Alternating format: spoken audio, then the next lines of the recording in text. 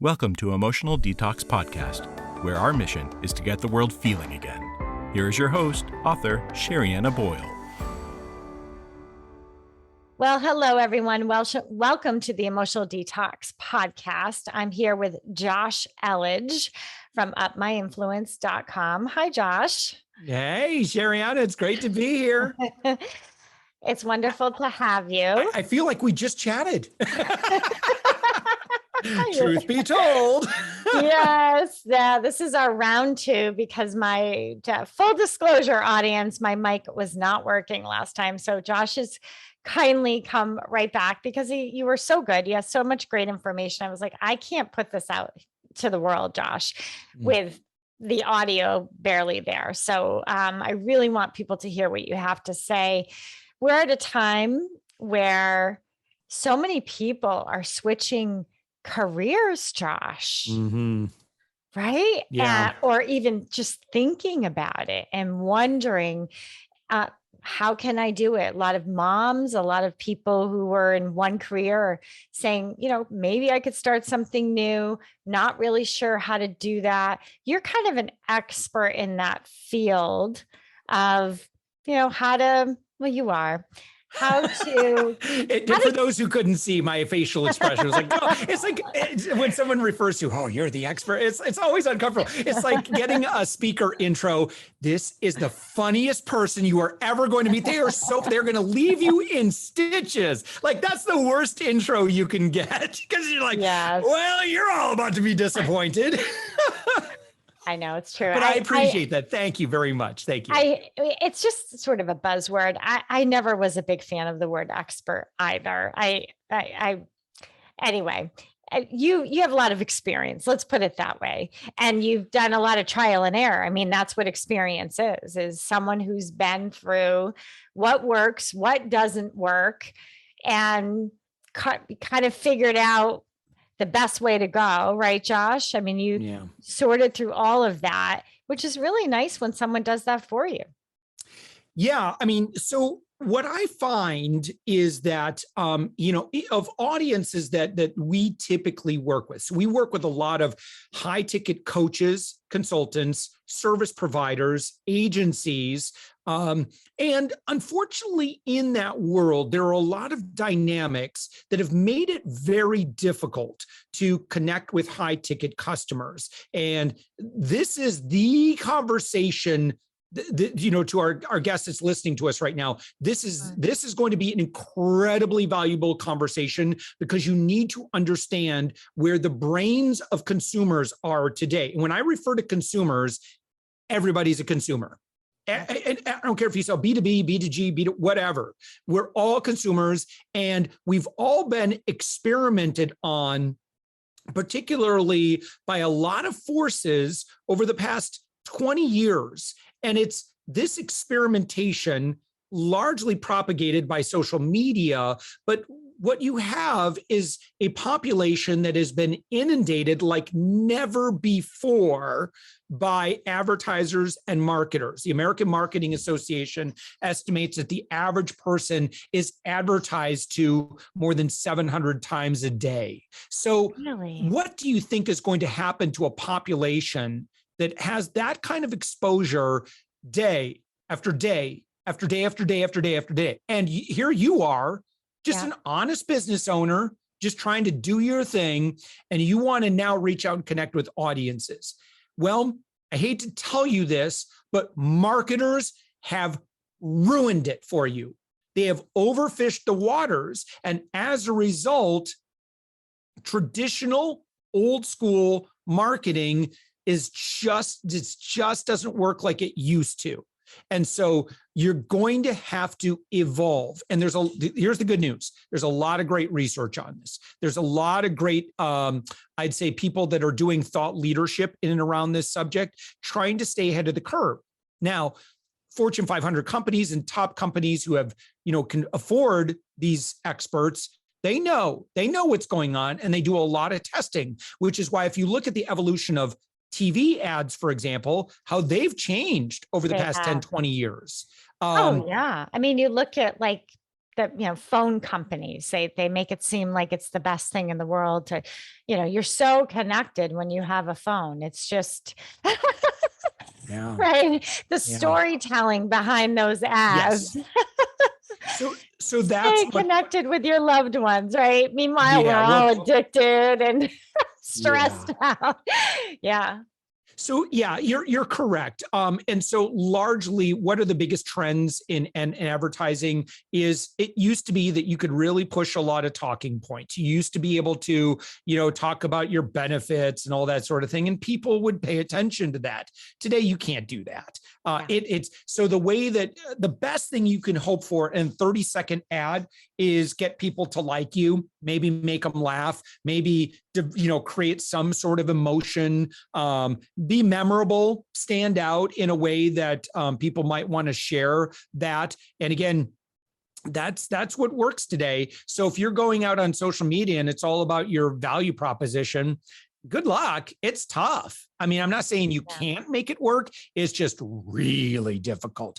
Yeah. But Sherianna, I have good news, because and again, everyone's got their philosophy. Mine is very much rooted in, kind of more of a go-giver approach, where if you want to connect with audience, particularly, and who I work with so we've got about 130 consultants, coaches, service providers, B2B agencies, and so forth that we work with. And all of them have one thing and a couple of things in common. They all have decent authority, which is, we'll talk about that a little bit, but they all sell big ticket, right? And when you sell big ticket, it's a little bit trickier, because if you're selling big ticket, that means you're working with big ticket clients. Big ticket clients are a little bit different than smaller ticket clients, early stage entrepreneurs, and you're selling a $79 thing. That's a completely different situation. What I'm talking about is you're an agency and you want to charge $20,000 because you're going to build out some big thing for them, or you're going to, provide higher level consulting and coaching. It's really difficult to get the time and attention of those bigger decision ticket, bigger ticket decision makers. So again, that's what we're going to unlock in this conversation. I'm going to keep on teasing the whole conversation. Yes. That's all I'm going to do is I'm just going to keep on teasing. Yes. So to our listener, to our viewer, you're in the right place. So, I'm thinking about the people who, I'm thinking about, I just attended like a holiday fair thing, right, with my daughter, and there were lots of little entrepreneurs there, Josh, selling their stuff. And I like to do the local thing and support. And I love to look at their marketing. I do. I am interested in marketing. I love looking at brands and things like that. And it is fascinating to see. So what do you say to someone like that? I mean, do you find that some people try to go to that when we're talking big ticket item, we're talking big, right? Like you said, we're not talking, do they try to do that too quick, Josh? Yes. So that's a big thing, right? So we're going to talk about customer. So customer journey is really, really important to truly understand. And this is where marketers screw it all up. Is they try to get overly familiar or overly salesy way too quick. Why? Yeah. Here's what most marketers do. They have an intention. They want to make sales. Now, here's the issue today. You're dealing with a population that has never been more protective, has never been more, gun shy. Are you going to sell me? Are you going to sell me? Are you going to, so we're all on edge. So if you can relax and the sales presentation never comes, now you have an audience that can, okay, shoo, because we're always afraid that it's going to turn into this uncomfortable thing. Think about like this, right? So let's say you go to a mixer. Yes. Back in the day when we did that stuff on a regular basis. And so, and I've done, I got invited to this, this one mixer one time, and it was just so uncomfortable. It was just a bunch of salespeople all selling each other. And I'm like, I need to leave. I feel so icky right now. It's just like, we all feel like that when we're being inundated with people that are broadcasting their intention. But here's the thing. Yes, it's like seeing that this person who sells Tupperware, and then you run. You're like, okay. Yes. Okay. or go ahead. Yeah. If you are, if you're doing direct sales or whatever it is, listen, whatever your intention is, we all know. We all know it. The moment you started speaking, the moment you walked into a room, you cannot separate your intention from your behavior. I'm sure that's something, Sherianna, you're pretty tapped into. Like, we're broadcasting that energy. So if your energy is desperation and I need to make a bunch of sales and these people are just potential customers to me, they're leads, they're prospects. We all know. We all know. We can feel it. I don't care if you're live streaming. I don't care if you're just sharing stuff on social and you're low key selling. Okay. We all know what you're doing, right? Well, the algorithms know what you're doing. And the email thing, when people want your email, just, can I have your information? That always is a little, I'm always a little off by that. Like, okay, why do you want my email? Why do you want my information so quick? So I don't even know you. I don't even know what's going on here. And you want my stuff. So I totally agree. So what I hear you saying is, where you're really good is, you're saying it's all changed, folks. So if you are thinking about whether you're starting a business or you've been going at it for a while, or you're ready, as Josh is talking about, to up it and start going big and stop staying small, right? That you got to get with the new way of marketing, because it's just not working. And you don't have to, unless you're welcome to go follow the, this AI, oriented, it's just a numbers game. Listen, if you are any guru that's using that kind of language today, take it with a grain of salt, please. I mean, take what I'm saying with a grain of salt. And what I would say is just test this. And here's the ultimate test. How do you feel when someone? That's my favorite question. That's my favorite question. That's emotional detox language. How do you feel? Yeah. Right. Yeah. When someone does this to you, and someone treats you like a prospect, how do you feel? You feel it just feels icky. So, and I think I see this a lot, right? Where marketers lose their empathy, and they also lose sight of just how intelligent audiences are. And audiences are not quote unquote audiences. They're people. They're you and me. And so, which is why, like, if you're on my email list, I don't sell to you. If you're on my social media, I mean, it's so rare that I would have any sort of thing that would be not self-serving, but just, I mean, it's so rare for me. It's not that I don't, but boy, it's like, they used to say, it's like, I forget who said it. It's like 1 out of 7 or something like that. For me, it's like probably 1 out of 40, 1 out of 50. I might be wrong, but I think at least that's the mandate my team has. Like, we just don't sell, because at that level, it's inappropriate, because it's kind of like, bumping up to somebody for the first time. You're just meeting them. It's like, hey, baby, do you want to meet my parents? And it's like, no, like that's way too familiar. It's too quick. So you're not honoring the relationship. So for example, someone's listening to me right now talk about this. You're like, okay, all right, this Josh guy seems like he thinks he knows what he's talking about. Sometimes he talks a little fast. He talks a little too much. He interrupted Sherianna that one time, and I didn't like that. But otherwise, he's a cool guy. And I apologize for that, by the way. Sometimes that's my enthusiasm and excitement that I get carried away with. But I have to be realistic in understanding that folks are not at the level yet where they're ready to do business with me. They might be curious, right? And I'm hoping that curious can turn into, it's like, what's his name in that movie?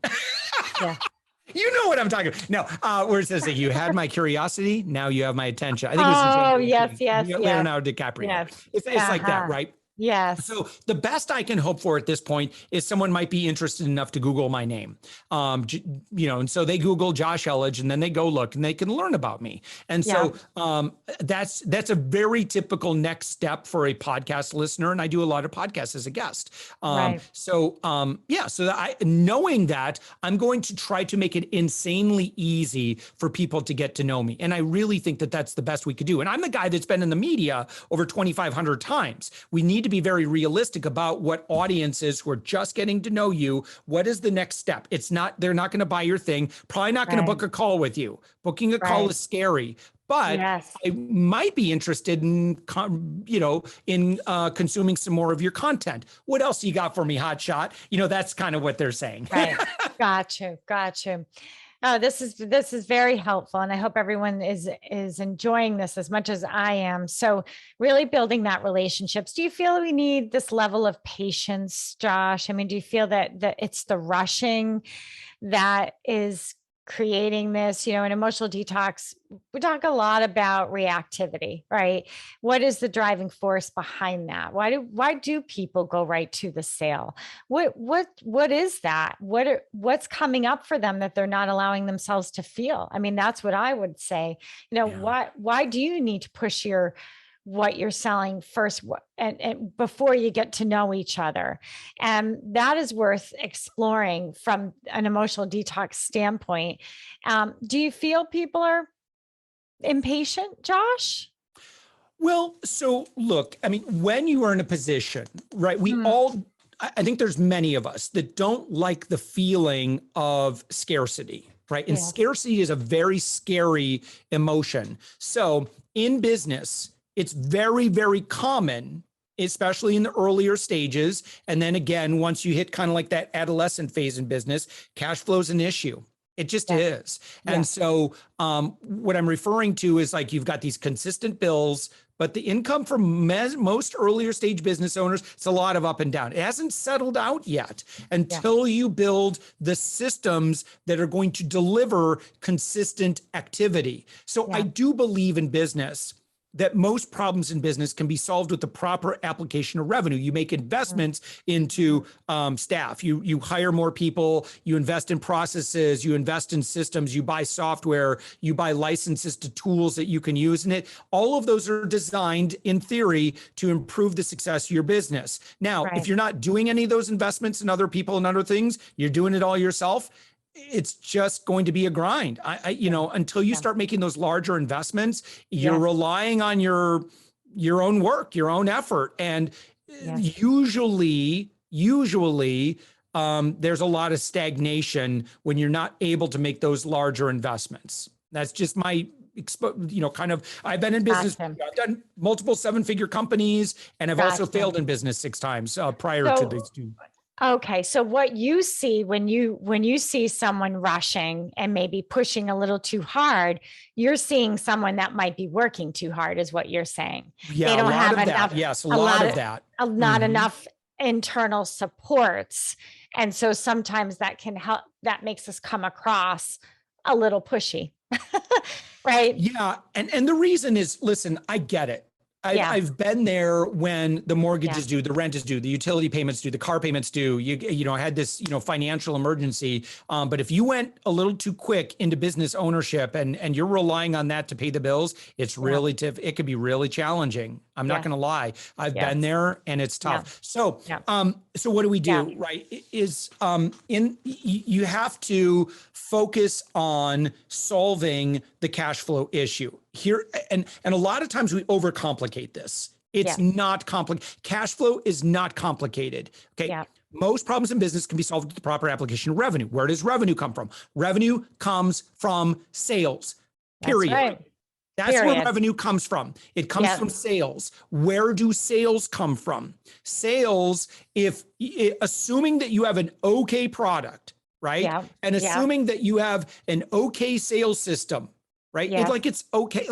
It's relatively easy to do business with you once people are in that flow. Yes. Then all you have to do is just talk with more people.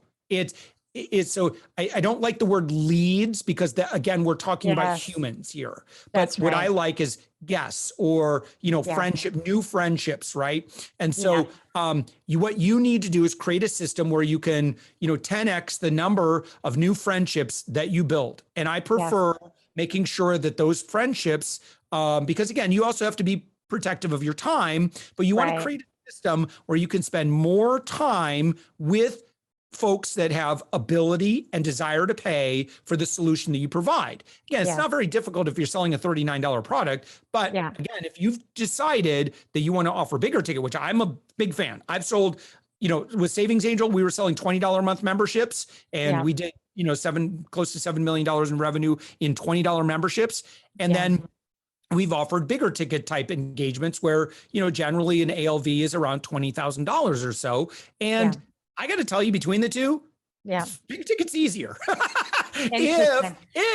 if you know the rules of engagement. If you try and shortcut it, you're going to be miserable, because again, you're broadcasting, you're waking up in the morning and you're like, who am I going to sell to? I got to sell this person. Right. And it's like, we can tell, we know. And then people are they're just going to like ghost you, not show up. They're just going to quietly try to disappear. And if that's happening, I want you to know that that's a fixable problem. Yeah. Every problem in sales is fixable. You hear so many people, Josh, and it's very helpful. You hear so many people say, just increase your list, increase your, the amount of people on your list. But what I'm hearing you say is really focus on those relationships, right? Get a solid system in place, and really create those relationships. Am I hearing you correctly, Josh? Because I've been in this world of, I'm an author. I'm also an entrepreneur, and a lot of authors have a hard time crossing that line. Right. And that was me at one point, meaning where we make money.